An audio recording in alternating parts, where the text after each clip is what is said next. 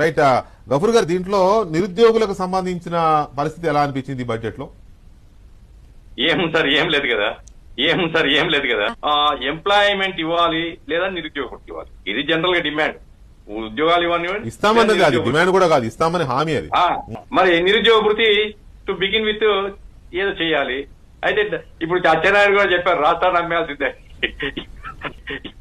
అరుపులం నగుబాటుగా మార్చేస్తే ఏం చెప్పగలుగుతారు? యూత్ లో బాగా అండర్స్ట్ ఉంది సార్, యూత్ లో బాగా అండర్స్ట్ ఉంది. రాజధాని నిర్మాణానికి 6,000 కోట్ల రూపాయలు మనం పెడుతున్నాం, సెల్ఫ్ సస్టైన్ ప్రాజెక్ట్ అన్నారు.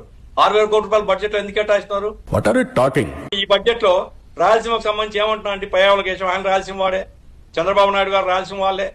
హార్టికల్చర్ హబ్ గా పెడతారంట దీన్ని. పరిశ్రమలన్నీ పెట్టారు, వేరే చోట పెడతారు, ఇది మాత్రం హార్టికల్చర్ హబ్. గడప స్టీల్ ప్లాంట్ ఒక మాట వినపడదండి బడ్జెట్ లో. అట్లాగే వెనుకబడ్డ ప్రాంతాల్లో పారిశ్రామికీకరణ కోసం ప్రత్యేక సబ్సిడీలు ఇస్తున్నాం. ఎవరు చెప్పాలి ఈ మాట? అంటే వెనుకబడ్డ ప్రాంతాలు వెనుకబడే ఉండాలి. ఉద్యోగస్తులు ఉన్నారు, పిఆర్సీ గురించి ఏమిటి? ఎప్పుడో వేయాలా? లేదు. డిఆర్ఎస్ ఇవ్వడం అనేటువంటిది అది ఎప్పుడో ఇవ్వాల్సింది, కానీ అది కాదు కదా. కాంట్రాక్ట్ అవుట్ సోర్సింగ్ ఎంప్లాయీస్ వాళ్ళ భవిష్యత్ ఏమిటి? ఓపీఎస్ కోసం ఎదురు చూస్తున్నటువంటి ఉద్యోగులు ఉన్న వాళ్ళ భవిష్యత్ ఏమిటి? అంగన్వాడీలు, ఆశా వర్కర్లు ఆ పెద్ద ఎత్తున ఆందోళన చేశారు. రైతులు, ఇప్పుడు నేను చెప్పాను ఇంతకుముందు తుఫాన్ సంబంధించి ఏం సహాయం చేయలేదు. ఇప్పుడు కౌలు రైతుల గురించి బడ్జెట్ ఒక మాట లేదు. గిట్టుబాటు ధరలు 500 కోట్లతో ధరల స్థిరీకరణ సాధ్యమవుతుందండి రాష్ట్రం. ఓకే గఫూర్ గారు, ఒక నిమిషం, ఎందుకంటే అన్ని ఒకేసారి మాట్లాడాలంటే కూడా సాధ్యం కాదు కాబట్టి